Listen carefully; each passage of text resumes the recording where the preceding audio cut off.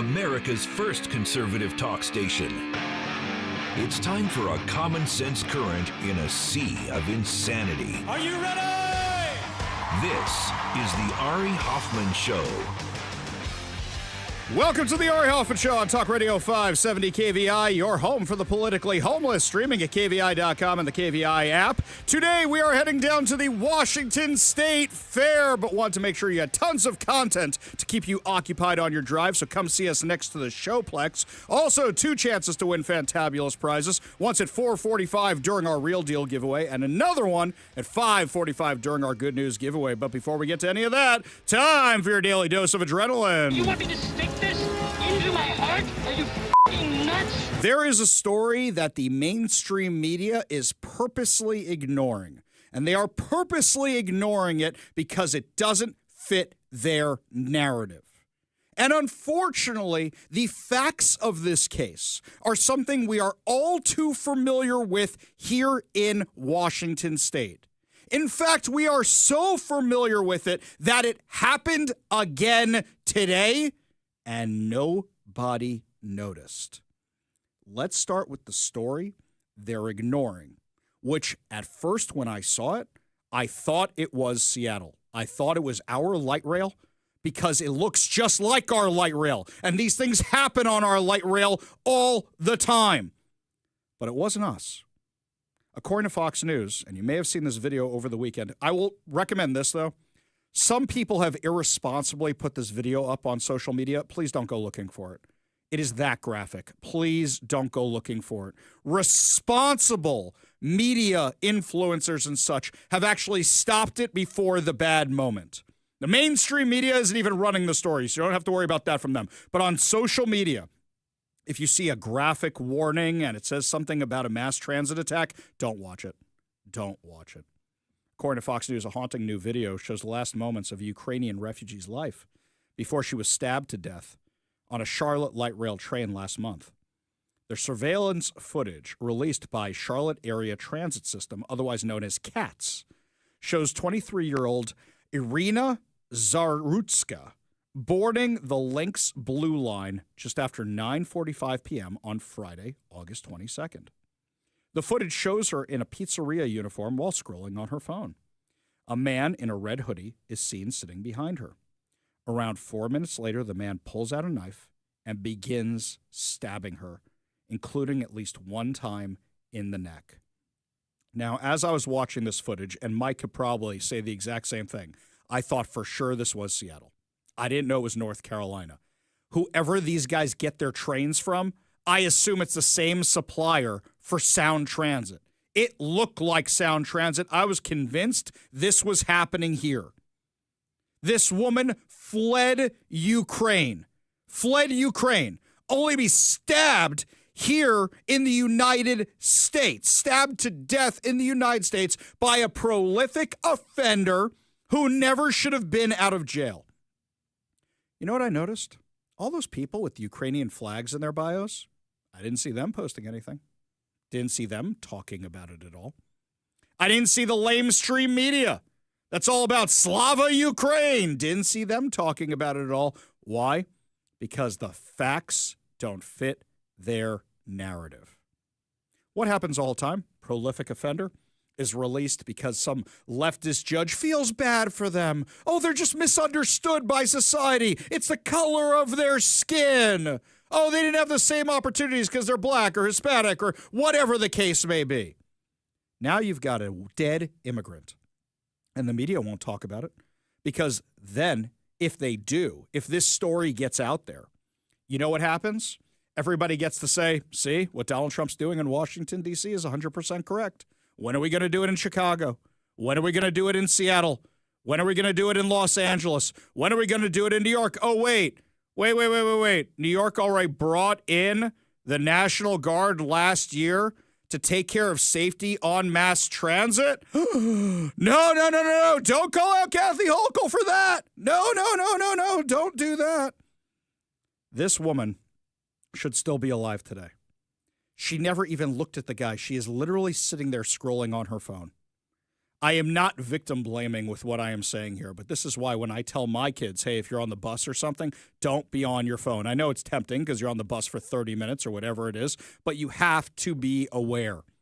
I can't believe that sometimes I used to fall asleep on the subway in New York. I can't believe, to this day, I can't believe I would do that sometimes. I was so tired coming home from work.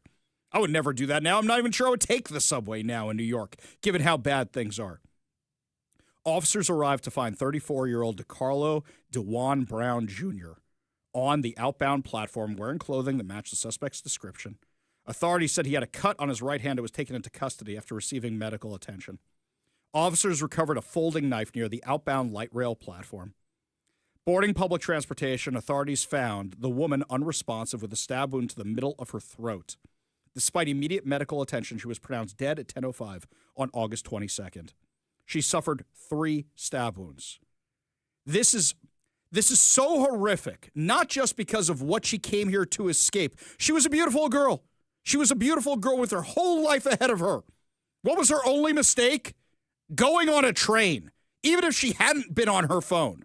Even if she hadn't been on the phone. This guy is twice her size. Who's to say she would have been able to fight him off or stop him? Records obtained by Fox News show that Brown has a history of arrests going back more than a decade, including convictions for felony larceny, felony breaking and entering, a 2015 conviction for robbery with a dangerous weapon that sent him to prison for more than 6 years. He was released in 2020 but remained in parole until 2021. Subsequent charges against him included communicating threats and misuse of the 911 system earlier this year. They did not know each other before the attack. How many times do we have these prolific offenders? This is who they are. It's their nature. It's in their DNA. This is who they are. They commit crimes. Now, the governor comes out today with a statement of, we need to arrest criminals. This guy was arrested 24 times before this. Oh, by the way, you want to know another reason this is similar to Washington? Their governor was the attorney general before he was the governor, and he allowed all this insanity. Sound familiar, Washingtonians? Same stupid thing as in Washington, which gets people killed. Then you've got the mayor saying, we can't arrest our way out of this. Yes, you actually can. You want to say you can't arrest your way out of homelessness? Well, let's be real about what homelessness is. It is taxpayer-funded drug addicts. That is what it is. My neighborhood. I was driving my daughter around. My daughter had 20 places to be on Sunday, and she doesn't drive, and my wife was out of town, so I'm doing all the driving. And my daughter had to be in 6 places at one time. So we're driving all over the place, and we kept driving the I-90 Rainier Avenue interchange. Have you been over there recently? Have you seen how bad it is? They put in a bunch of health clinics on Rainier Avenue. They put in a bunch of hygiene stations on Rainier Avenue. And now the place, I know what you used to say about Rainier Avenue. Oh, it's so crime-ridden. I would have put Rainier Avenue up against any place in New York back in the day. I really would have, because I laughed. I scoffed at the crime on Rainier Avenue. Ha! I grew up in Washington Heights, which is above Harlem, guys, okay? That's where I went to college. Don't give me Rainier Avenue. Now they're not wrong. Rainier Avenue has turned into a total cesspool. And why? Because the government put in these clinics, put in these hygiene stations. So now you've got people doing the fentanyl fold all up and down Rainier Avenue. Bravo, you destroyed it. Hey, Bruce Harrell, you have to drive that all day. Are you on your phone in the back of your limo so you're not paying attention to what you have to drive past every single day? Do you not see it getting worse? It is a choice to have a city this messed up. It is a choice to have a city this destroyed. It is a choice to have a city this addicted to drugs. What does the mainstream media say about this? Let's go to Axios. Axios is one of the few outlets that covered what happened in North Carolina. You ready for what they said? Here's the headline. You ready for this? You want to be mad? You're going to want to throw something at your radio. I guarantee it. You're going to want to throw your cell phone that you're listening on the KVI app. You're going to want to throw it across the room. Axios. Stabbing video fuels MAGA's crime message. I'm sorry, what? Not woman stabbed to death by prolific offender. Not Ukrainian immigrant flees war-torn country, only be stabbed to death by prolific offender who should have been in jail. Okay, that's a little long. Maybe we could shorten that a little bit. Instead, stabbing video fuels MAGA crime message. I didn't read this before because I was so upset by the headline. Here's the article so I can get upset live with you on the air. MAGA influencers are drawing repeated attention to violent attacks. I'm sorry, what? MAGA influencers? Well, if the rest of the media did their jobs and actually cover this, maybe something would actually change. Later in the show, we have Representative Chris Corey joining us. And one of the things I'm going to be asking him is, Bob Ferguson is blaming all the economic problems of Washington on Donald Trump. And yet Donald Trump's only been in office for 9 months. Not even 9 months. You're going to blame all our problems on him when you guys have been in power for 40 years? And you guys just signed the largest tax increase in Washington state history, but none of the media in Washington will cover what that tax increase is going to do to our budget, do to prices, do to spending. None of them are going to cover it. None of them covered it during the legislative session. Maybe one or two of them did an article afterwards. Oh no, taxes are going up, and won't cover it since. Now, what's their response? Republican GOP lawmakers push back against Ferguson's narrative. That's the most that they'll say because they don't want to lose access. So Axios says MAGA influencers are drawing repeated attention to violent attacks. We don't need to do this. You know why? Because if you guys actually did your jobs, the rest of the world would see it for themselves. How do I know this? I saw this headline today, and I was wondering, wait a second, is it the same one? Cairo 7 has a report of somebody being stabbed on a Metro bus this morning. This morning. There is almost no information. There is no suspect. How many times have we seen this happen in our area? You want to take bets? This article was like 4 sentences long. It basically said, here's what happened. Here's what time it happened. We don't know where the suspect is. That was the article. You want to take bets? Where's my little magic ball? Let's do Ari predicts the future. Here we go. Are we going to find out it was a prolific offender, somebody who was a taxpayer-funded drug addict, or are we going to find it was all of the above? Which one is it? I think it's going to be all the above, as usual. Yes. Thank you. Yes. Yes. See, Baby Yoda knows. It's going to be all the above, because that's what it always is every single time. Every single time. That's what it is. Oh, light rail's so much safer. Why would I ever want to go on the light rail with all this? Why would I ever want to take a Metro bus? Yeah, I know some of you say, but Ari, the light rail is safer now. Really? Because King County security guards that they hired are about to go on strike. How safe is it going to be when they go on strike? Here's something else, my friends. I'm looking outside. I see a cruise ship out there right now. There is a cruise ship. When is cruise season over, Mike? End of September? Right around the beginning of October, something like that. That's when we stop seeing the cruise ships leave every day at 4 o'clock past our studio.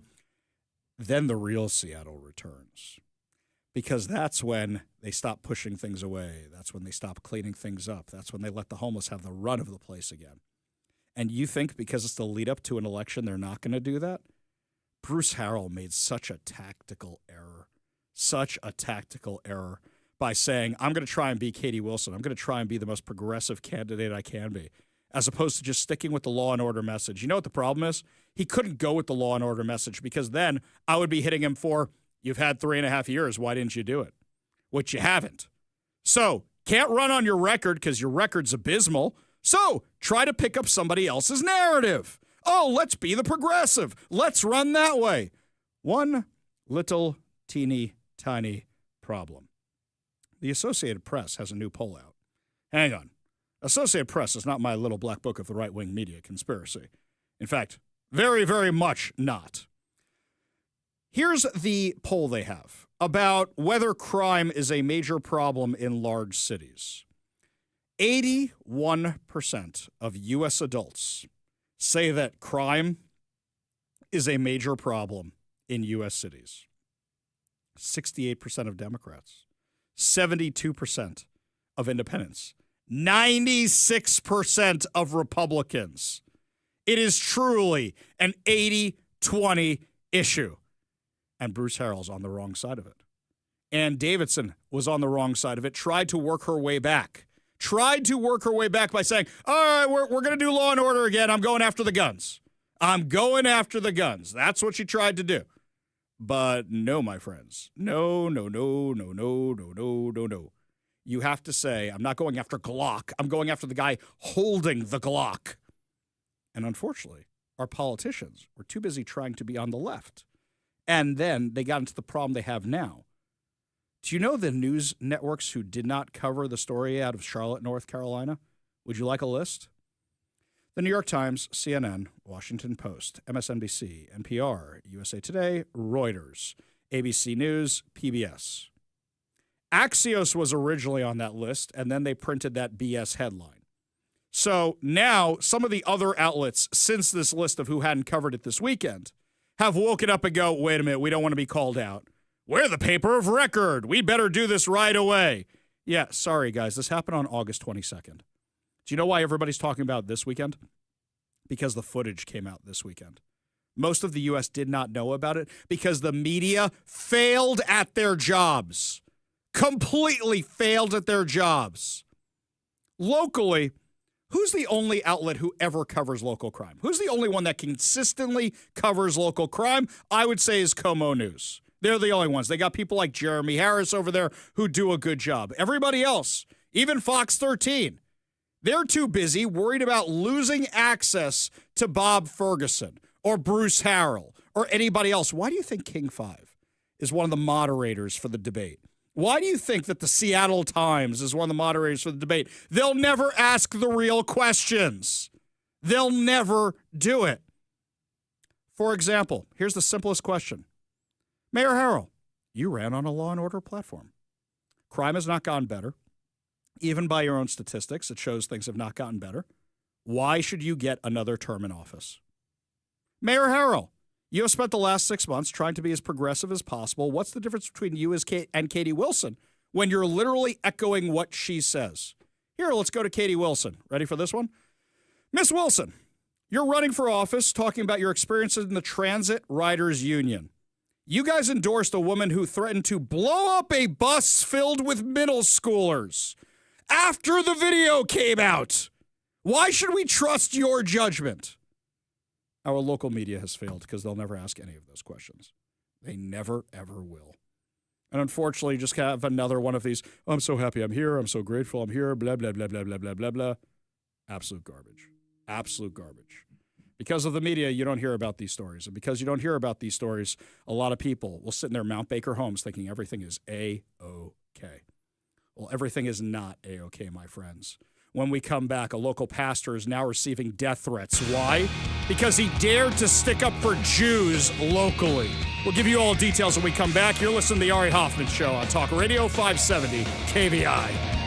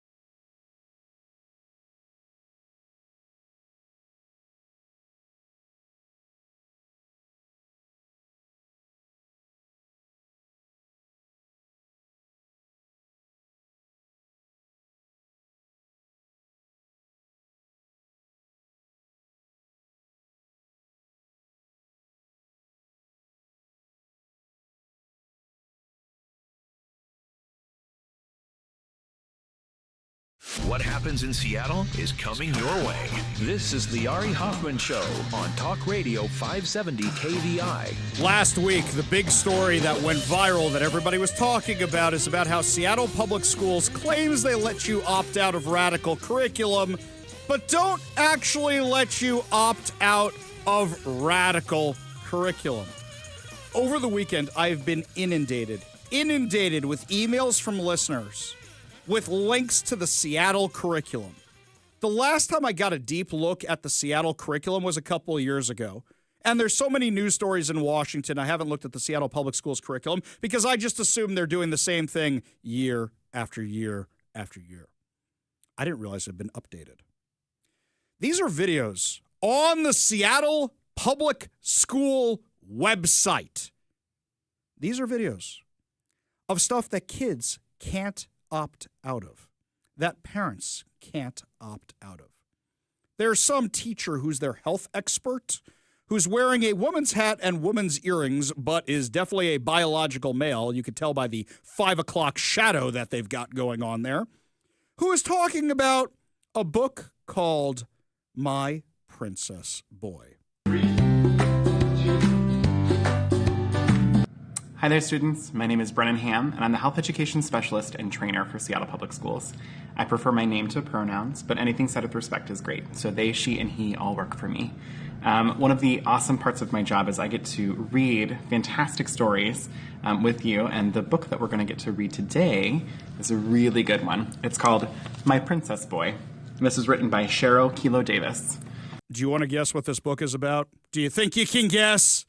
It's about a boy who likes girl things and likes to wear dresses, and how that should be celebrated. Look, Mike and I have spoken about this. There's nothing wrong with a boy who's growing up and wants to play with My Little Pony or anything else like that. It's when you start saying, hey, you know what? You want to wear dresses? That's normal. That is not normal. There is a line between these things. There's something for a boy to go, you know, I'm going to try this. Or my niece is the perfect example. When she's playing with the Barbies at home. And she goes, I'm Ken now. I'm going to talk in a boy's voice. I'm a boy. She's 5, by the way. And then she goes, I'm Barbie. I'm going to talk in a girl's voice, or whatever the case may be. And then there's actual confusion about your gender. Oh, Ari, maybe it's just about the My Little Pony thing. Nope. My Princess Boy is 4 years old. He likes pretty things. Pink is his favorite color. He plays dress up in girly dresses. He dances like a beautiful ballerina. Now, my niece, a few weeks ago, said, I'm a mermaid, Uncle Ari. I'm a mermaid. And I turned to her mom and I go, you going to go get her the surgery for fins and scales? Right now, we're going to go do that? Get her a flipper? Or maybe we'll find a sea witch who could turn her into that. Maybe we'll do it that. Maybe we'll do that. Of course you're not going to do that for some little kid. Little kids try different toys, try different things. They're confused. They don't know the difference, nor do they care. What this is doing is trying to indoctrinate them. How do I know this? The same teacher, this health expert, was talking about another book about a teddy bear who doesn't want their name to be Thomas anymore, wants their name to be Tilly. Before they got to reading the book itself, they gave an introduction into the very thing we exposed last week. What kids have in the curriculum at the age of kindergarten. Listen to this and tell me if you think this is appropriate for kindergartners or if they'd even understand what it is. And what I'm going to do is share with you our Seattle Public Schools definition for kindergarten for each of these words. The first word, acceptance. Acceptance means being supportive, kind or friendly to others, accepting other people. Mommy, what's acceptance? What's supportive? What's I don't know what any of that means. I'm hungry. And their differences, and being okay with something. The second word, compassion, means being a good friend. Being a good friend to someone when that person needs it. Awareness and kindness for other people's feelings, emotions, and experiences. Sure, all those are huge words that I'm sure a kindergartner will understand. Well done. Keep going. That third word, gender, means a person's feeling about being either a boy or a girl. I'm sorry, what? That is not science, sir. That is not science. I don't care what your pronouns are. That is not science. There is male, there is female. That is it. Neither, both, or somewhere in between. What are you trying to confuse this kid with? What are you trying to confuse this kid with? Oh, you can be either one. Never mind the equipment. Well, do I pee standing up or sitting down? When you make a mess because you got that wrong, you'll have the answer to that question. Number 2 is universal, but number 1 is going to make a mess if you get that wrong because you listen to this idiot health expert, and I'm using the giant air quotes. The fourth word, gender role, means cultural ways about how men and women are supposed to act. Sure, that kindergarten knows what cultural means. So we can think of expectations that we have for people. So, for example, baking is an activity that we usually associate with girls. And weightlifting is an activity that we usually associate with boys. That is the most sexist thing I've ever heard. I know some great bakers who are men. I know some great chefs who are men. And I know some very, very scary females who can kick my butt because they work out. That is sexist. Sorry, dude. That is sexist. This is brainwashing. This is indoctrination. Would you like to know what the actual book says? Here's a little excerpt from it. If I tell you, said Thomas, you might not want to be my friend anymore. Oh, I wonder what this teddy is going to share. I will always be your friend, Thomas. Thomas the teddy took a deep breath. I need to be myself, Errol. In my heart, I've always known that I'm a girl teddy, not a boy teddy. I wish my name was Tilly, not Thomas. This is a cult religion. This is a cult religion that is being taught in public schools. And all the people who say they don't want religion in schools and want to keep religion or prayer or anything else out of schools, literally every single Seattle public school is flying the LGBTQIA flag in multiple classrooms and in front of the building. This is a religious cult. And meanwhile, they demonize anybody who actually is practicing religion and admitting they're proud of their religion. Pastor Russell Johnson from the Pursuit Northwest Church has been one of the number 1 allies of Jews in Washington since October 7th. His church has gone to rallies. They went head-to-head with Antifa at the UW campus during the Gaza encampment. And he said during his sermon yesterday that now he's receiving death threats because of it. Is that in a place like Seattle, our church has taken an unapologetic stand on behalf of our Jewish brothers and sisters and their right to peacefully exist without terroristic threats from their neighbors or anti-Semitism from their college campus professors. But the decision to stand up and speak out has not been without cost. So let's be fair about what's happening here for a second. If you embrace the far left insanity of LGBTQIA and Hamas, you're fine. You're fine. But if you say, hey, this is anti-Semitism and you're discriminating against people, then you get death threats. Then you get attacked. If you're a Christian and you want to worship in a park, then you get attacked by the LGBTQIA trans Tifa mafia, like what happened in Cal Anderson when they went there. A little over 2 weeks ago, I started to receive threatening text messages on my phone from an unknown number. And those texts accused me of running a, quote, Jew-lover church filled with race-mixing people, and that I should be very careful in the days ahead. And last Sunday, someone set out to make good on those threats.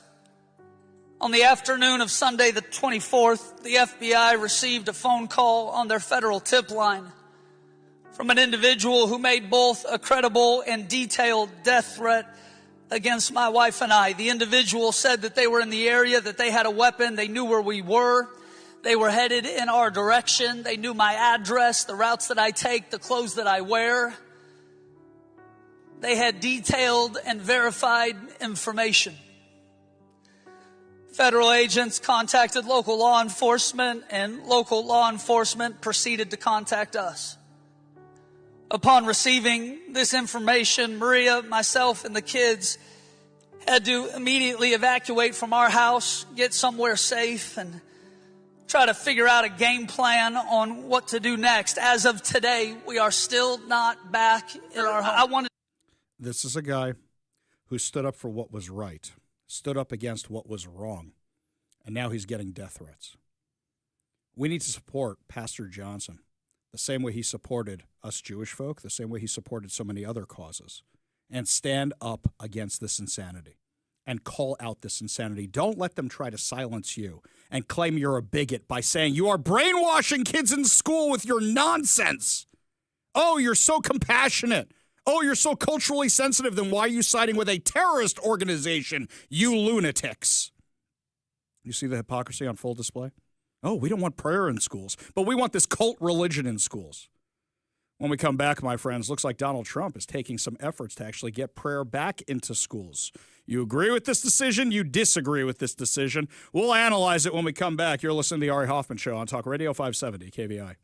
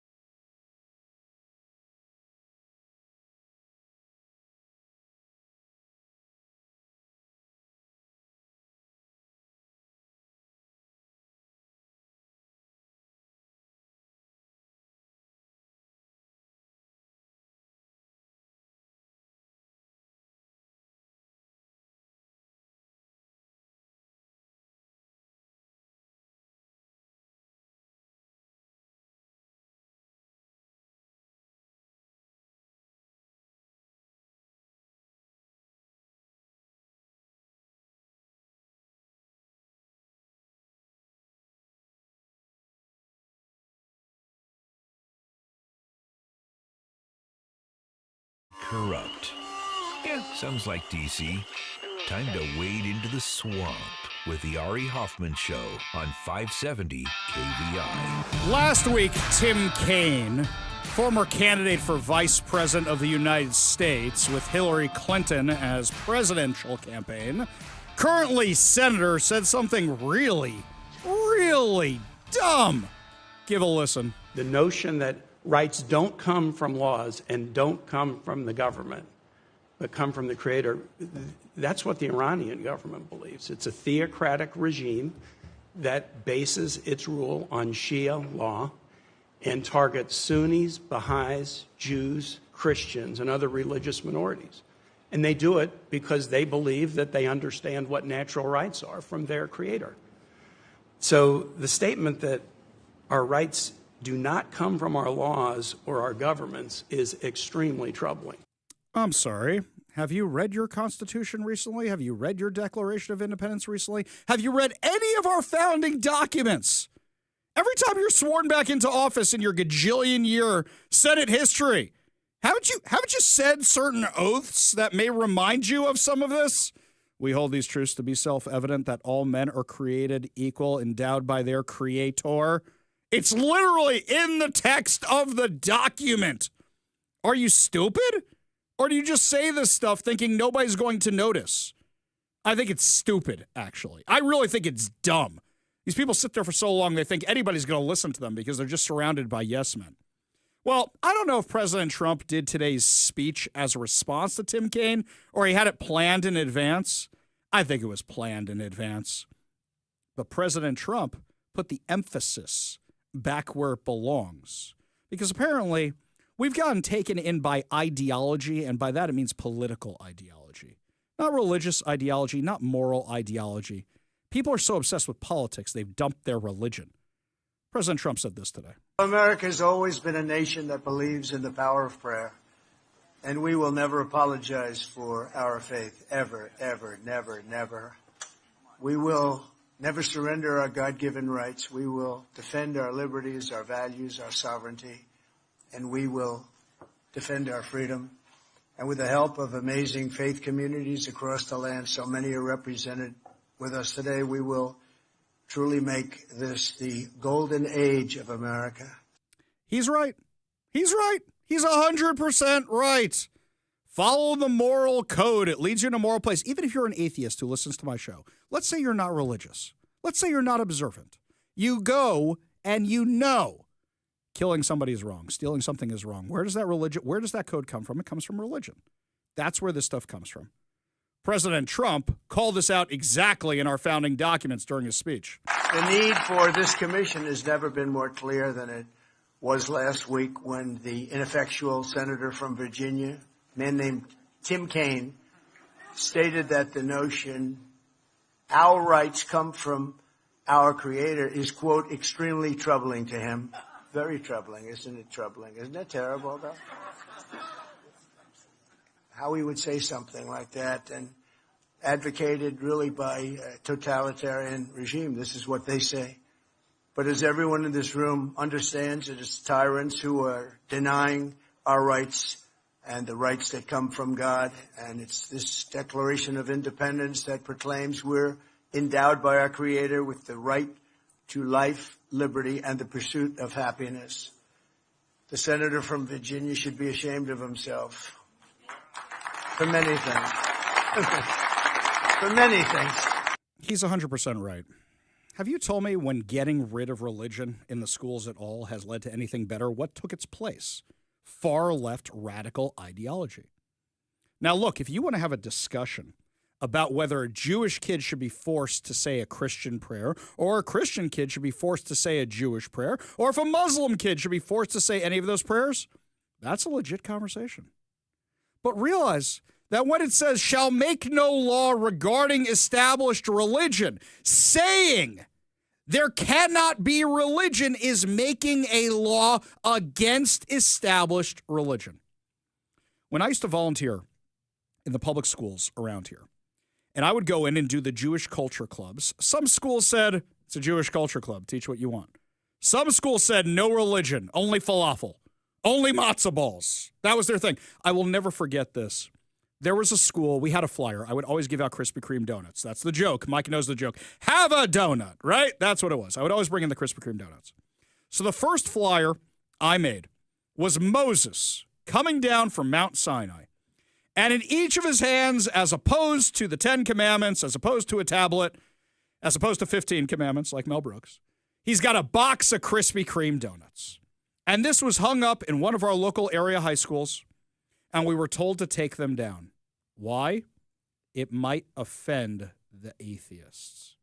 I said, if anything, the atheists are going to laugh at it because it's ridiculous. But it might offend the atheists. When we pulled faith out of the schools, other things took its place. Here's what President Trump said. But America was founded on faith, as we know, and I've been saying it for a long time. And when faith gets weaker, our country seems to get weaker. When faith gets stronger, as it is right now, we're having a very good period of time. After some rough years, good things happen for our country. It's amazing the way it seems to work that way.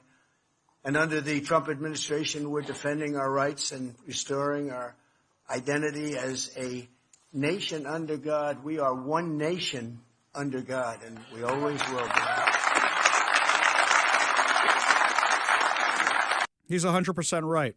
When you start losing the faith, you start believing in different gods. People ask me all the time. They said, Ari, why are all these Jews such leftists? Why are they Democrats? And I said, when you get rid of your faith, you replace it with a different ism. Judaism becomes liberalism, socialism, communism, even capitalism. They replace it with a different ism. That's exactly what you say. We are a country founded on Judeo-Christian values. The second we start dumping those, what's our moral code? What is our moral code? The almighty dollar? That doesn't work out so well either. This was all the lead up to this announcement. For most of our country's history, the Bible was found in every classroom in the nation. Yet in many schools today, students are instead indoctrinated with anti-religious propaganda, and some are even punished for their religious beliefs, and very, very strongly punished. It's ridiculous. Joining us this morning is Hannah Allen from Honey Grove, Texas. A few years ago, Hannah organized a group of her classmates to pray for an injured peer. The school principal declared that Hannah's generous act of love was prohibited from taking place in front of the other students. Didn't like it. The principal didn't like it. Can you imagine? But Hannah very strongly stood her ground, and she won. And Hannah, I just want to thank you for letting the light of your faith shine for all of those to see. We really appreciate it. And where is Hannah? Is Hannah here someplace? I think so. Hannah, stand up, please. Thank you very much. Thank you very much. Thank you, Hannah. I know what you went through. It's great. Appreciate it. To support students like Hannah, I'm pleased to announce this morning that the Department of Education will soon issue new guidance protecting the right to prayer in our public schools, and it's total protection. Now, what's fascinating is how the left took this. They said he's mandating prayer. No, it's the right to pray in public schools. There are many times in my life, if you haven't seen everything I do in the morning, Mike has seen it a few times. I've got a prayer shawl, I've got these boxes, I do all this stuff. When there were times when I was not in a Jewish school, there were times where I would have to do my prayers in the classroom. And sometimes I was allowed to, and sometimes I wasn't allowed to. I'm not imposing it on anybody else. I got there early. I did my thing. This is the time I have to do it. I'm staying out of the way. Mike sees from time to time, I have to go in the corner here of the studio, especially when the sun starts coming down earlier in the afternoon. I have to do it during the commercial breaks. I'm not imposing it on anybody. We're not talking about mandating in the schools. We're talking about if somebody wants to pray, allow them to. If somebody wants to pray after they score a touchdown, fine. If they want to pray before a game, fine. Just don't force other people to do it. Why is this even controversial? It's literally in the founding documents. Shouldn't be controversial. And speaking of the power of religion and the power of prayer, it seems like there is a renaissance of prayer going on and starting to show up in the polls regarding what men want out of life and what women want out of life. We're going to have these fascinating poll numbers for you when we come back. You're listening to The Ari Hoffman Show on Talk Radio 570 KVI.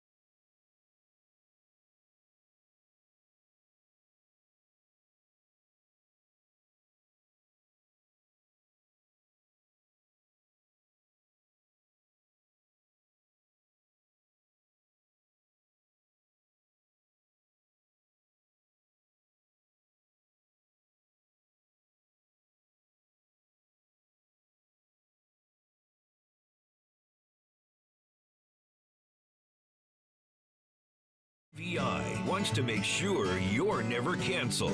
It's time for the Woke Report. So wake me up when it's all over. It's the Ari Hoffman Show. I've been going to baseball games for 43 years, and I've never caught a foul ball. I have never caught a home run ball. The two closest times I have ever come to this is one, we got home because we left the game early because we were snot-nosed little kids who left the game early because we were whiny, and we're watching the end of the game on TV, and we see the ball fall into our seats. That is the one time. Oh, yeah. That actually did happen.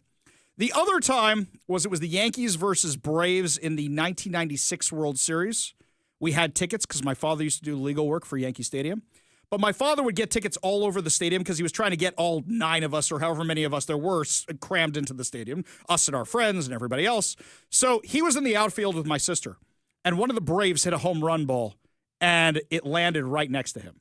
The person next to him got it, I think, not him. So that is the closest I can claim to ever getting any of these things. I've got an excellent home run ball story, if you will allow me. Please, sir. Our family got a suite one time to observe our one of our niece's birthdays along with my wife's father's birthday, who had since passed. It was kind of like an observance type of thing. Sure. And so we're pretty high up there in a weird spot that generally home run balls don't get hit into suites, humble brag. But it was the Mariners versus the A's. Daniel Vogelback came up, kind of big dumper before big dumper. He was on the Mets for 5 minutes. He was, yeah, exactly, yeah. In fact, I think that's kind of where he kind of ended up. Yes. But anyway, dude cracks a homer, hits the Hit It Here Cafe sign. Yeah. One of only, I think at that time, maybe 5 people who had actually hit the actual sign. Ball falls down and just happens to land in, the suite next to ours. All those folks are asleep at the switch. Thing falls into their suite, rolls over, and essentially taps me on the foot. And I pick it up and hand it to my wife. I'm like, here you go, sweetie.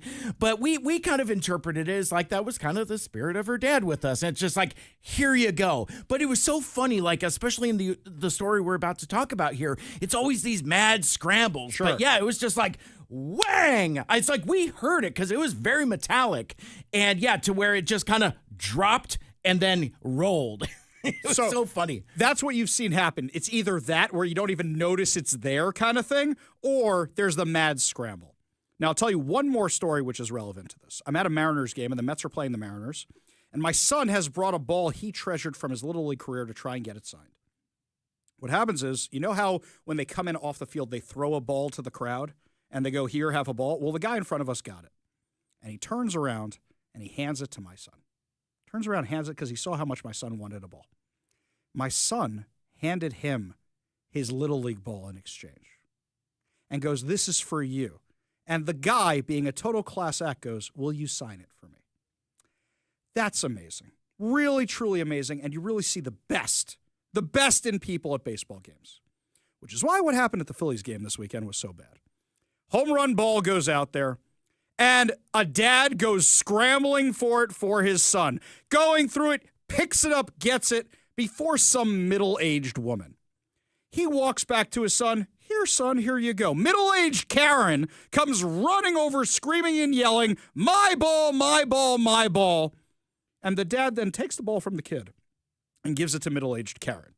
Now, she's going to be an internet sensation. Her life is ruined. Guaranteed for this. Now, the boy, things worked out well for him because the Phillies, and I hate the Phillies, so me giving the Phillies any nice words, the Phillies gave the kid a bat and gave him all this free stuff, and a player came and signed the bat. It was all really nice. But everybody's judging the dad, and everybody's judging the Karen. Everybody's judging everybody. I have some thoughts. What dad gives over the baseball? What dad? But maybe he's thinking, I want to de-escalate the situation. I don't know if this woman's crazy, and she's going to beat up my kid and rip it out of his hands. Who knows? But I'm a little disappointed in dad. Now, as a father, I could say I've been in situations like this before, and sometimes you go, all right, what's better here? De-escalate it or stand up for the kid? And I think, I don't know, I'd say about 60-40, I stood up for the kid rather than de-escalate the situation because we're not all perfect, and sometimes the adrenaline gets a hold of you. But in this case, I kind of wonder if we have a new generation of dads, where dads are putting different priorities on things. Now, there's a fascinating new NBC poll out. This is fascinating. It says men who voted for Trump, the most important thing for men who voted for Trump, 34% of them said having kids. 33% said financial independence. 30% said job career, 29% being married, and it goes like that. It's fascinating women who voted for Harris. 51% said fulfilling job or career, not being a mom. Having money to do things you want, 46. Having emotional stability, 39. Using talents and resources to help others, 37. Financial independence, 32. Having no debt, 21. Owning a home, 20. Making family community proud, 19. Having children is at the bottom with 6%. That's what we have done to the women. And what is marrying women like that done to the men? I'm not saying careers aren't important. That's not what I'm saying at all. My wife took a break from her career for years to have kids, and she's working her way back right now, and it's tough. It is a choice. It is a hard decision. And I'm not faulting women who don't want to have children. But what I'm saying is when you have a societal shift like that, where having kids is more important to the men than to the women who are designed for it, what have we done here? What have we done here? Where did we go wrong here? And then, of course, they're going to choose somebody like Harris, where kids are not important to Kamala Harris. If kids are important to Kamala Harris, I don't know her biological deal. I don't want to assume that. But let's look at what's her face, Emhoff, Ella Emhoff. Let's look at the kid that's raised with Kamala Harris, and let's look at the Trump kids. All right? Let's see which one did a better job. There's that old joke about Donald Trump. What's the difference between Donald Trump and a reformed Jew? Donald Trump's going to have Jewish grandchildren. I always liked that one. That one was always a funny one. But we're putting the emphasis on the wrong syllable. We should be looking at families, because if you don't continue the species, you have bigger problems. This survey is a real problem that we need to analyze and we need to do something about. We got a whole lot more to discuss as the show continues. Some new initiatives are out there for you to sign that may undo the Washington leftist insanity. You're listening to the Ari Hoffman Show on Talk Radio 570 KVI.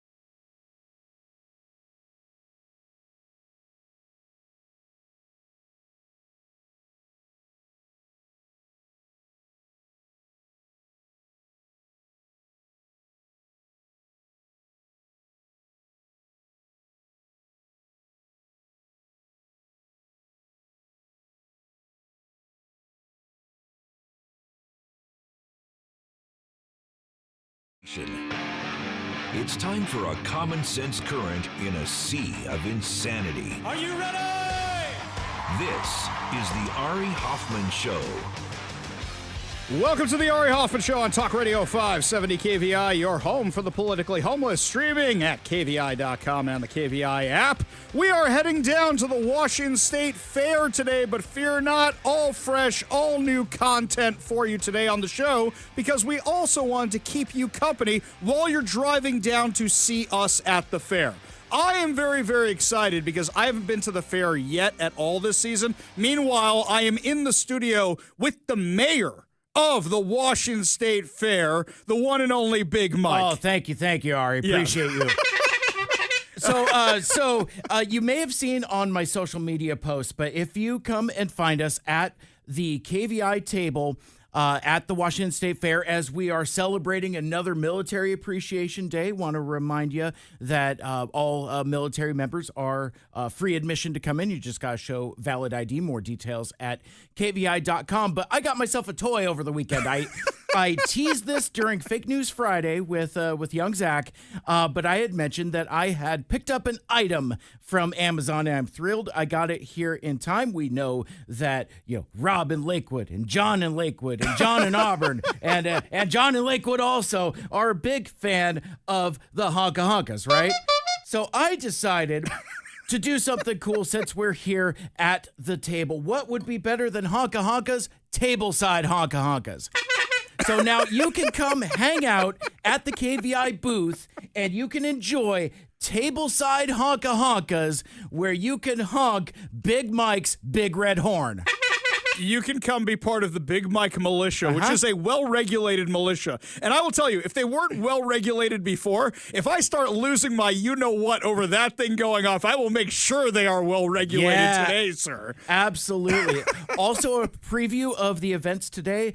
Ari is going to totally lose at Connect 4 because I am very well practiced. Our friends at 101.5 Hank FM, Seattle's Real Country, have stepped up their game. They got, toss across, beanbag, tic-tac-toe, but the star of the show is the Connect 4, and what I've discovered in my time over the fair, I've been to the fair a lot this year, yes, more so than I have, I think. You are the mayor of the fair. I'm officially the mayor of the fair, but what I've also discovered is that I am incredibly good at Connect 4, as if I was 7 years old again. Okay, so this isn't fair because I see what you did there. I will tell you why this isn't fair. I suck at Connect 4. I suck at tic-tac-toe. I suck at all those kind of games. So when I look at them, I just want to be done with it. So I don't really look for the win, and I usually lose to myself when I play these things. Yes, the world would have blown up if I was in charge of ending everything during war games, because I wouldn't have figured it out. I would have been like, all right, just end it. Just end it. Just let the missiles come. Pakistan is threatening my border. No more military aid, Buster. Yeah, just end it. Just end it. So what's funny is I'm a good strategic thinker. Yes. In big picture stuff. These little games, I suck at them. You know those games they do when you're on a youth program or something, and it's can you figure out the trick? Yeah. I suck at those. I was always the last kid to get all that stuff. My brain just doesn't work that way. But yes, I will take the Big Mike challenge and go head-to-head with you in Connect 4. Turns out I'm just dumb enough to be good at Connect 4.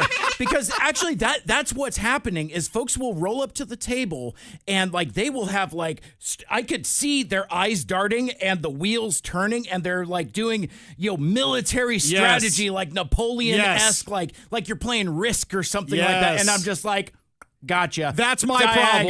You know what? Maybe it is. Maybe it's an overthinking. Yeah, that's what it is. Exactly what I think that's what it is, because I'm just like, well, he's going to do this and he's going to do that. Yep. Ironically, I suck at chess. I should be good at chess, but I suck at that too. So these are not my thing. You want a game that I'm good at? I am really ridiculously good at Monopoly. Oh, sure. And I know that doesn't take much skill. Oh, sir, it does, let me tell you. And I don't know why the game lasts 20 hours. Oof. Why does that? It does not. Because people are bad at capitalism. Could be that. Maybe I'm just really good at capitalism. I know the best deals. I do the best deals. I have the Donald Trump Monopoly. Is there a Donald Trump Monopoly set? If there is, there's gotta be the art of the Monopoly.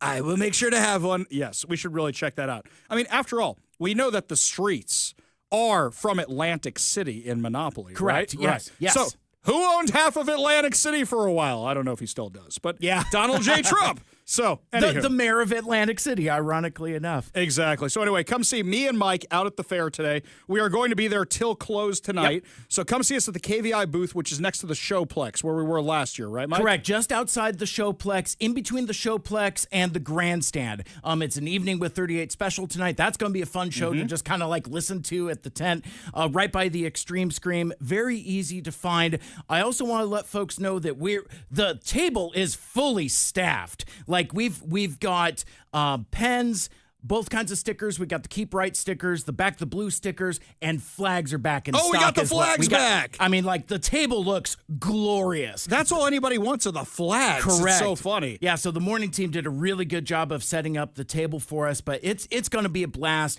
We're going to be there with our sister stations, 101.5 Hank FM, Seattle's Real Country, along with our friends, Northwest News Radio as well. They've got like a little info TV thing where you can kind of see what they're about. I saw Marina's post about that. Yeah, nice. It's TV on the radio on the TV, as I like to call it. You mean like our stream, which you can find over at Facebook, Instagram. It's now on Instagram. You can find it there too. You can find it over on Twitter or X. You can find it over on the YouTube, and you can find it over on the Rumble. Right absolutely, now. Exactly absolutely. Right. But we all know why everybody wants to come to the KVI booth at the Washington State Fair, celebrating 125 years of doing the Puyallup. It's for your opportunity to get tableside honka-honkas and honk Big Mike's Big Red Horn. There you go. So there you go. So come on down to the fair, have a scone, and honk Big Mike's horn.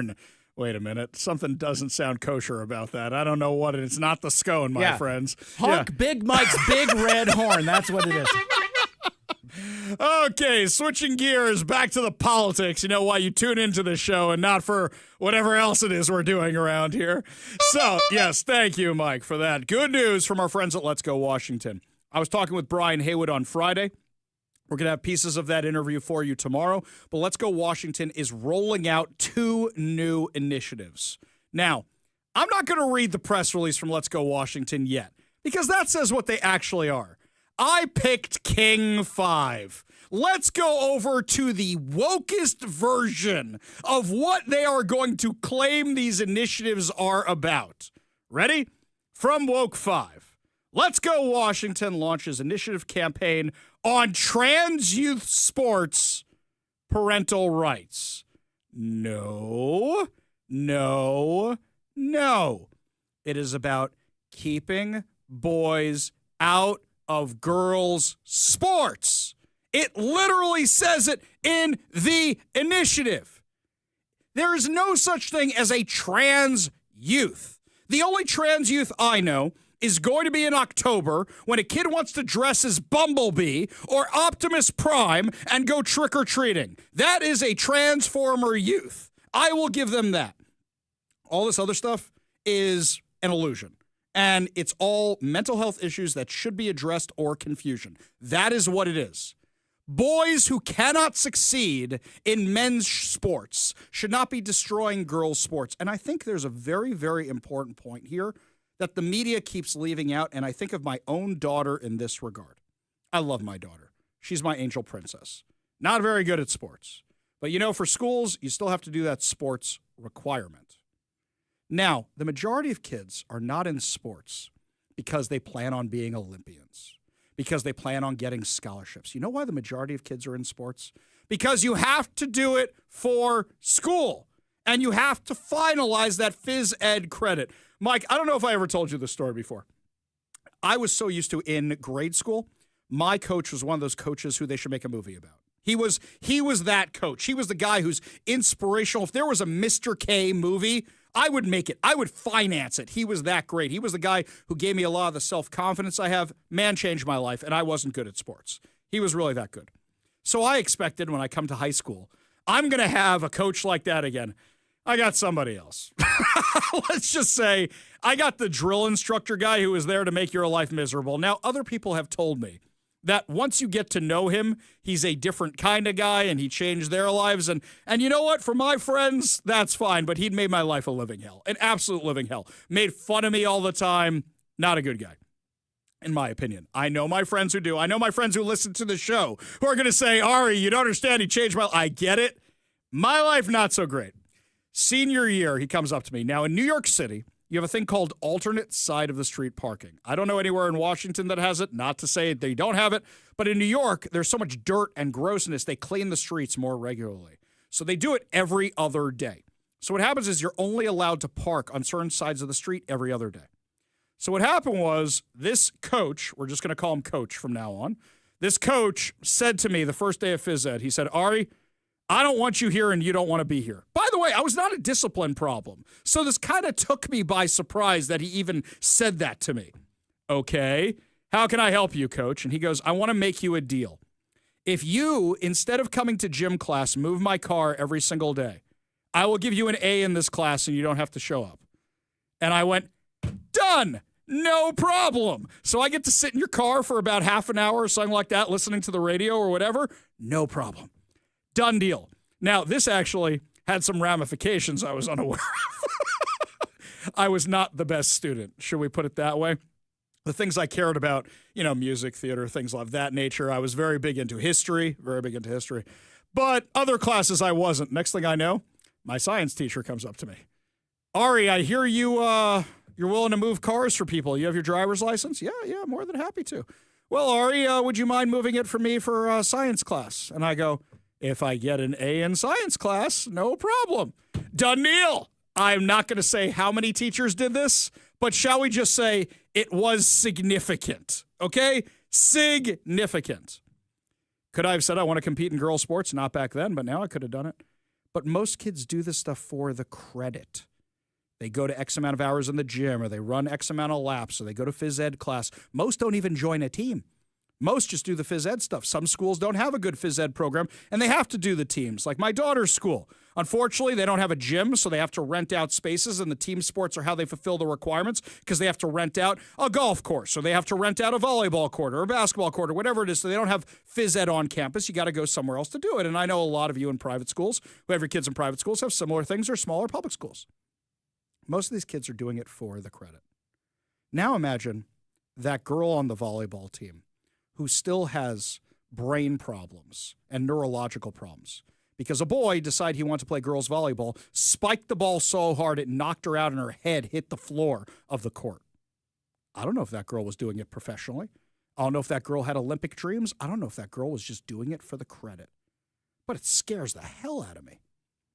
The first year my daughter picked track and field. She was going to do running, cross-country running, whatever it was. I don't know the difference, but it involved running. And I thought to myself, oh, great, she can't get hurt. You know what I saw a story about that year?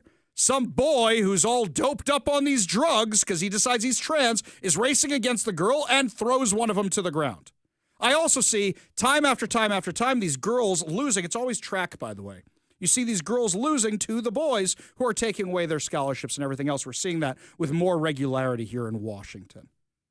Why are the boys in the girls' sports?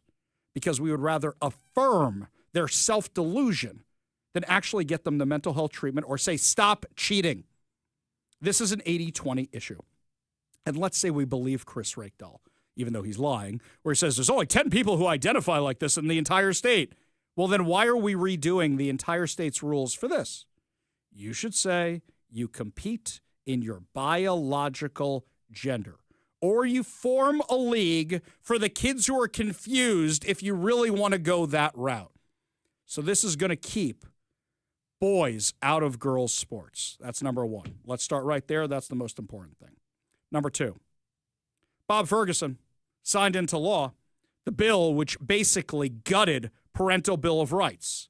Let's not forget, Let's Go Washington had the Parental Bill of Rights. We signed all the signature things for it. Then the legislature passed it because they knew how unpopular it was to go head-to-head with this thing, thinking to themselves, we can always alter this thing later. What this initiative does is says, no, you're not going to mess with this thing. Put it back the way we wanted it to be. And let's not forget that Turd Ferguson signed into law a bill which guts exactly your parental rights. Mike, I don't know if you saw this picture this weekend. Now, you are allowed to make fun of me, and you do often when I deserve it. It's true. It's okay? true. I am very upfront and honest about my fandom of the Seahawks. It is very much bandwagon. Sometimes if I remember it's a Blue Friday, I will wear my jersey, and you are surprised by that when I do so. And sometimes I will go, well, at least it makes me look a little bit more form-fitting because I think it's a kicker's jersey or a quarterback's jersey because it's a little snugger, shall we say, right? I'm not swimming in the thing. Right. Okay, so this is all true so far, right? Yeah, absolutely. And one of my favorite things is when I wear the colors on like a Monday night or a Thursday night, and Ari's like, they playing today? And I'm like, Yes. Right. Yes. Right. So for me, I'm not the biggest football fan. I was more into this stuff when my kids were into it. I follow what my kids are into. I like my baseball. I don't pretend to be anything I'm not regarding the sport. I make fun of my own ignorance when it comes to football. I'm like, is that guy Russell Wilson still on the team anymore? No, I know he's not. Okay. which I appreciate way more. I mean, I'll take authenticity over and sincerity over trying to be fake any day of the week because true fans can sniff that stuff out real quick. Right, like when you with and the I, quickness, as I like with to the say. quickness. When you and I went to a football game, I enjoy being at the game. I like being at the game. It's fun, even if I have no idea who's on the field. I just enjoy it. Right? We should do that again this year. Absolutely. Absolutely, we should. So, what happens? Hopefully Dory Monson won't pass away Oh this my time. God, that was literally while we were sitting there. Literally You got while we the were text. It was at like the game. Maybe it was like the third quarter or something like that. The only reason I know that is because it was more game than not, and you were, pardon me, my friend, insufferable for the whole rest of the. You're like, oh man, what am I going to do? Should I go to the funeral? What's going to happen? Yeah. What's the landscape? What should I do? What should I do? It was tough, and I'll tell you something It else. was really hard. It was also, don't forget why they were trying to get a hold of us. They were trying to find Phil. Correct. Because Phil was his producer for so many years, and they were trying to find him. But anywho, aside from that, that won't happen again this time. Correct. Yes. Yeah. Yes. But what happens is we're at the game. I love the game, love being at the game, enjoying the game, and love being part of the game. But I don't pretend to be anything I'm not. My jersey has a 12 on it because I don't know any of the players' names, and it would be disingenuous of me to have anything else. Did you see this, Mike, that over the weekend Bob Ferguson was celebrating 50 years of Seahawks? Oh, I sure did. Did you see the jersey he was wearing? Oh, I sure did. Okay, Bob Ferguson, oh dear God, he is shall we just say, a slim, tiny little man. And somebody, if it's the Seahawks who did this on purpose, I give them full credit that they gave him a jersey he is literally swimming in to be talking about the Seahawks. It could not have been more disingenuous. It was one of the most disingenuous things I have ever seen.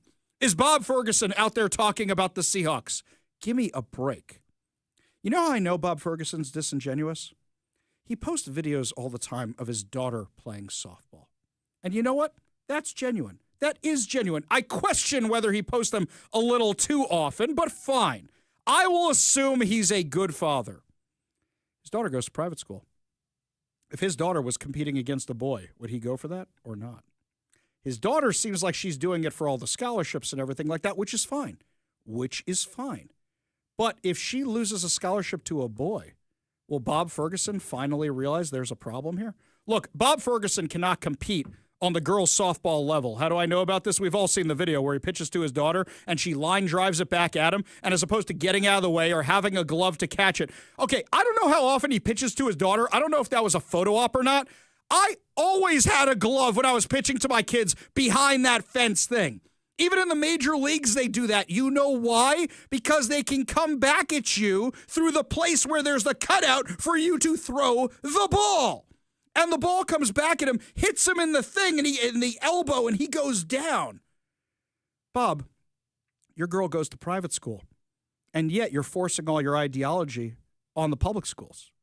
Your daughter probably doesn't compete against boys, and yet you're forcing that ideology on everybody else. That is the most disingenuous thing you have ever done. Some people might say it is when he tried to be a Republican for 5 seconds, or he tried to be a moderate. It's the school stuff. Because you wouldn't put up with this if it was happening to your daughter. You wouldn't put up with this if it was happening to your kids. And if you believe so strongly in the public school system, yank your kids out and put them in the public school system. But you don't. You send them to the private school system. If I may, just to come back to this Turd Ferguson legislation. Turd Ferguson. I had just said real fans can spot fake fans a mile away. So, Ari, you pointed out this jersey that Turd Ferguson was wearing earlier. And obviously, he's not only swimming in it, he's practically drowning in it. Yes. Somebody ought to throw him a life preserver. But I wouldn't blame you for not noticing this, but this is something for my Seahawks fans specifically. The style of jersey he has is the throwback jersey, right? You've seen me wear my throwback jersey. My kids wanted one. I got it for them. I didn't know what it was, but they wanted it. Here's the thing. There's no NFL crest on it. There's no Seahawks logos on it. There's no Nike logo on It's it. a knockoff? No, it's less than a knockoff. It's white. That was the thing. Instead of these dumb rivalry jerseys that we don't want with the iridescent helmets and all that other stuff, we just want like an away team throwback style jersey like Turd Ferguson has. It's not even a real jersey. It's just a T-shirt with the number 17 on it. There isn't anybody even on the roster that has number 17. Oh, my God. Oh, my God. Oh, my God. It could have at least been a 12, but not even that. This is so much worse than I realized, because you know what that probably means? We have an event with the Seahawks. We need to make the governor look authentic. Let's go order a jersey on Amazon. Wait, can we just get something cheap? It doesn't need to be the real deal. Where's a knockoff? Because, Mike, any real sports fan who has ever ordered a jersey before, regardless of the league, regardless of the team, knows that jerseys are a flipping fortune. Yep. Unless the player's been traded or something, and then they're less of a fortune because they're discounted, but they're still a fortune. A knockoff jersey? When you go, oh, yeah, the $30 jersey, they got him? You know, for all things they spend money on over there, all things they blow money on, they couldn't get him a real jersey? Or did somebody bring it from home who had a knockoff jersey, like, got to make the Gov look good, and we forgot to order one on Amazon? That is the most disingenuous thing I've ever heard, and I'm offended on behalf of Seahawks fans, because I know what disingenuous is, because I try not to be, because I'm clearly a bandwagon fan for the Seahawks. My God, that's twisted. And I've got some nice knockoffs. Like, I mean, like, not you can get some good high quality knockoffs. In fact, I would say some of my knockoffs are nicer than my official jerseys. Like, they have like the real stitching on the number and the names. Not to get into that legislation, but this looks fake. Wait a second. The thing about my knockoffs is they don't look fake. Hang on. Or they look cartoonish. We're going to workshop this on air. Yeah, Hang on. please. Lightning has just struck my brain. I love this. I love it. Who was the coach before Pete Carroll who was in the Super Bowl? Mike Holmgren. Mike Holmgren. Okay. I remember the Seattle Times or somebody, one of the newspapers, had him standing there, a picture of him, and they were analyzing what he was wearing. His shoes, his headset, his Bose headset, all that. Mike, I want a picture of Turd Ferguson. And you and I are going to take the picture of Turd Ferguson.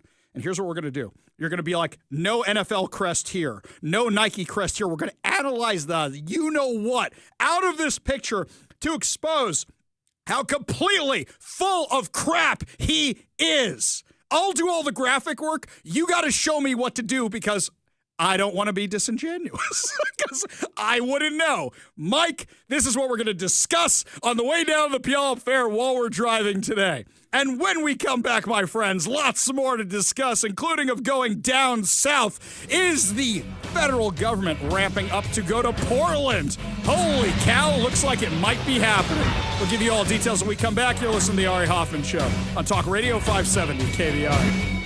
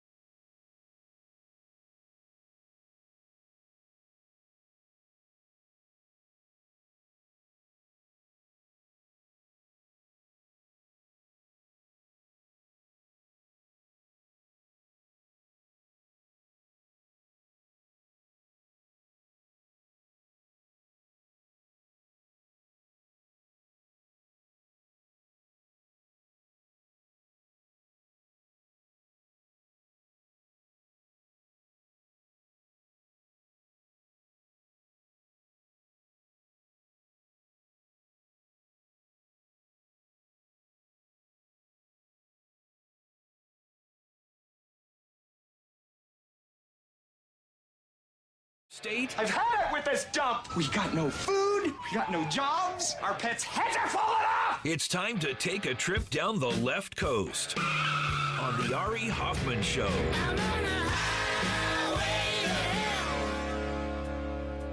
We spoke about this briefly on Friday, but now there's audio to go with this story. Our friend Katie Daviscourt from the Post Millennial has been one of only two people who has been regularly documenting what's been going on in Portland every single night. The other one is Honey Badger Mom, who we love on social media, who is a friend of the show, came on the show.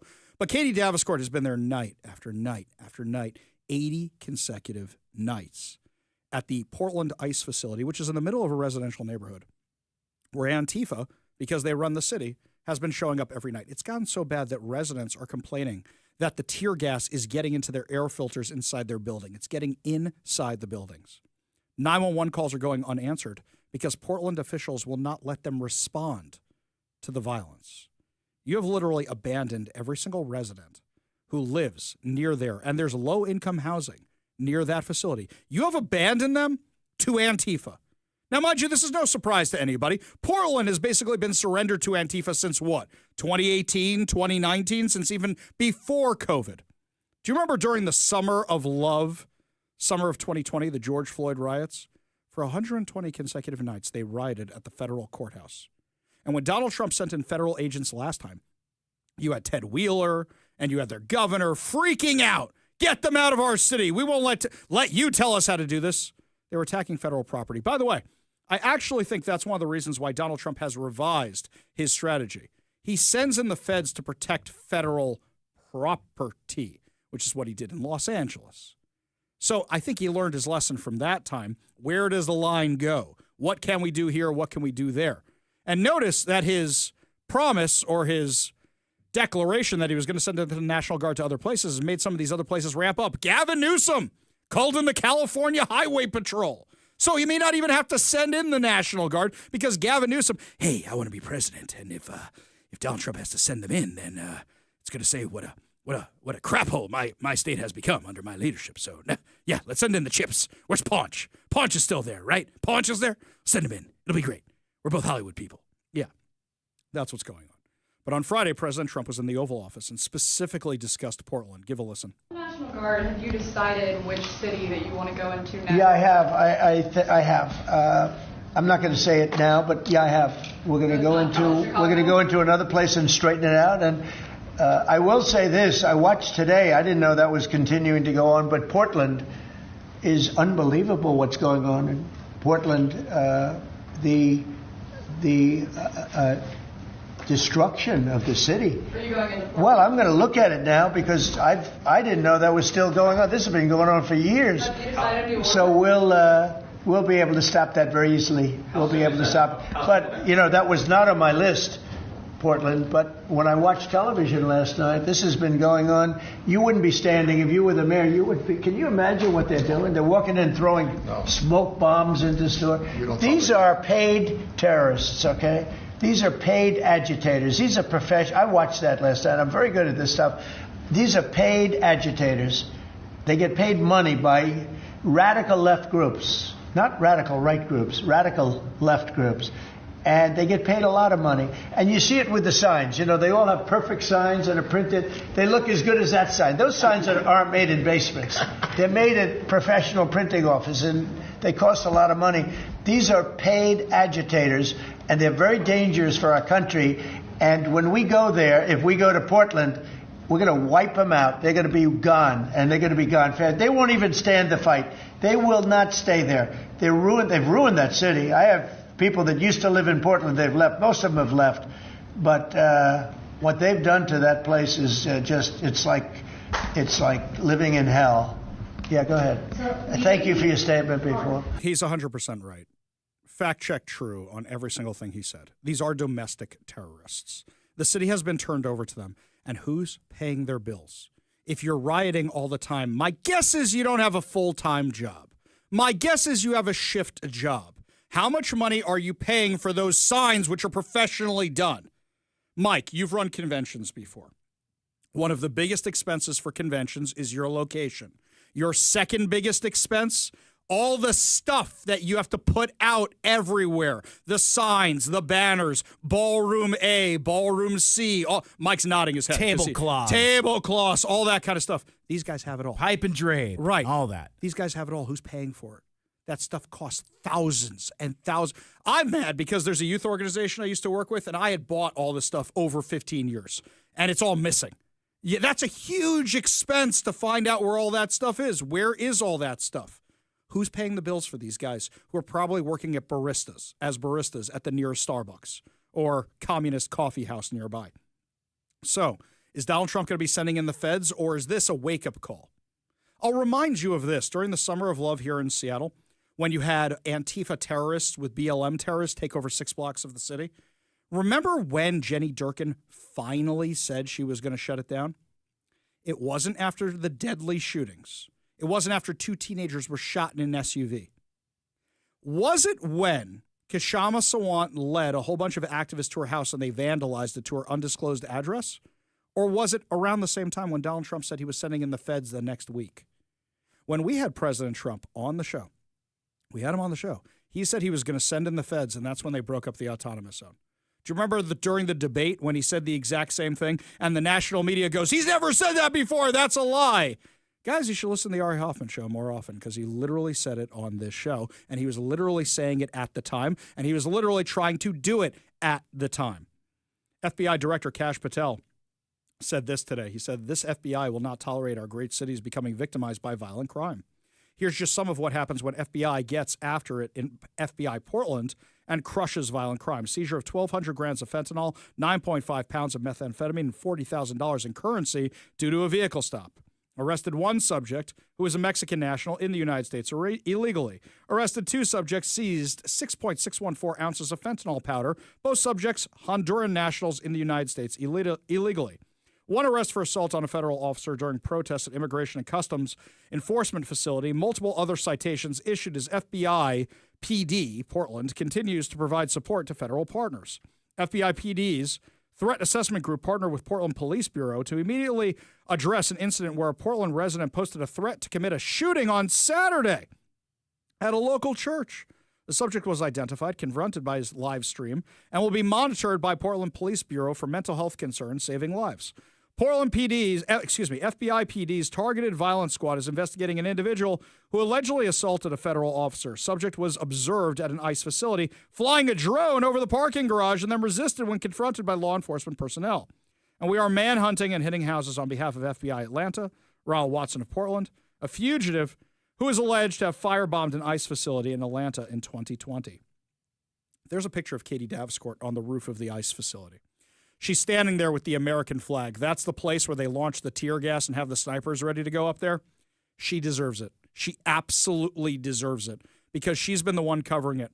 Where's Coin? Where's Kong? Where's KATU? You've had 80 nights, over 80. I think it's 85 at this point, nights of rioting in your city, and you guys are MIA. Where is the media? What, you think people don't know what's going on who live nearby? There was that woman from low-income housing who came out to yell at everybody. And where were the police? They're not being allowed to do their jobs. You have city officials who aren't allowing them to do their jobs, which is beyond insane, beyond crazy. I hope the feds go into Portland. I hope they send the entire National Guard in because Antifa has been in charge of that city for too long. And has it gotten better? Look at the streets. Their drug crisis. How about new? Exactly. Their drug crisis looks worse than ours, if you can even believe it. There's just less people there, so they don't rank as high. It's really a shame. And I'm not going to say it was a once beautiful city. It was a logging town. But it's a shame what has happened to Portland. We got a whole lot more to discuss as the show continues. When we come back, Representative Chris Corey will be joining us to talk about Fergie's latest lies about the economy and how he's blaming Trump for all his bad decisions. You're listening to the Ari Hoffman Show on Talk Radio 570 KBI.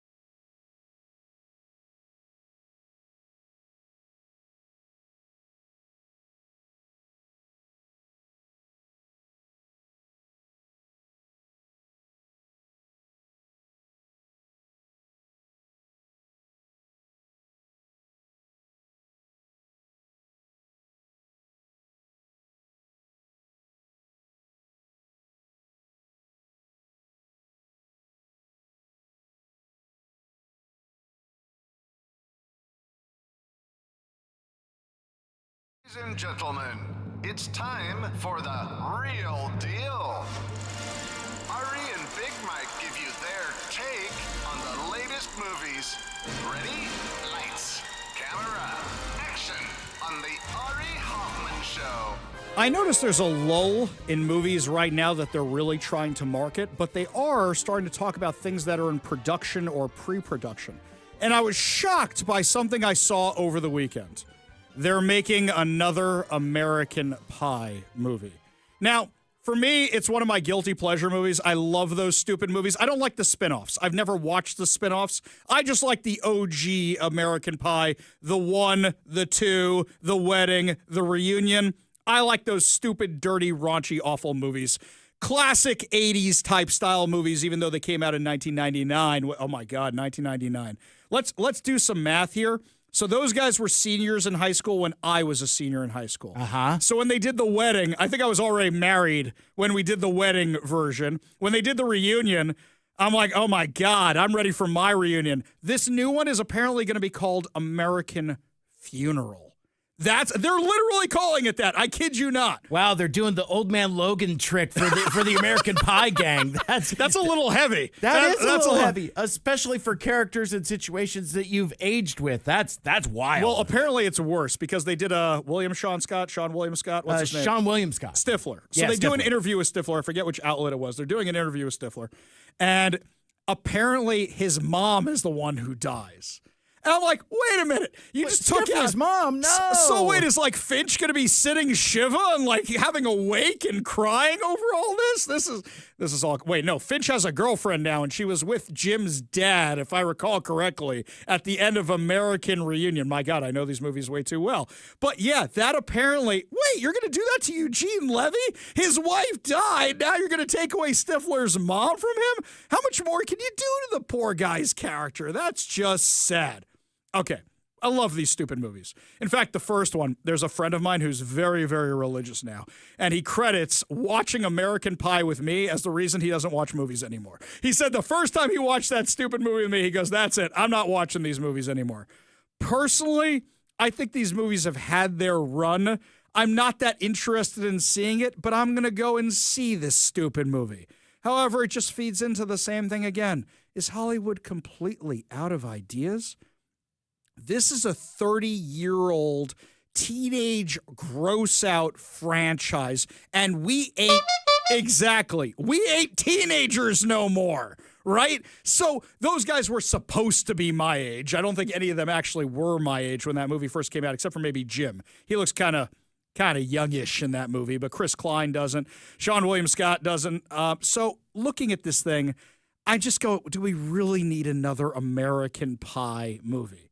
Stupid me, I'll go see it. Me and the wife will go see these dumb things. We will go see them. We will. Man, you want to feel real old, Yes. Ari? Would you want to guess Sean William Scott's age? 55.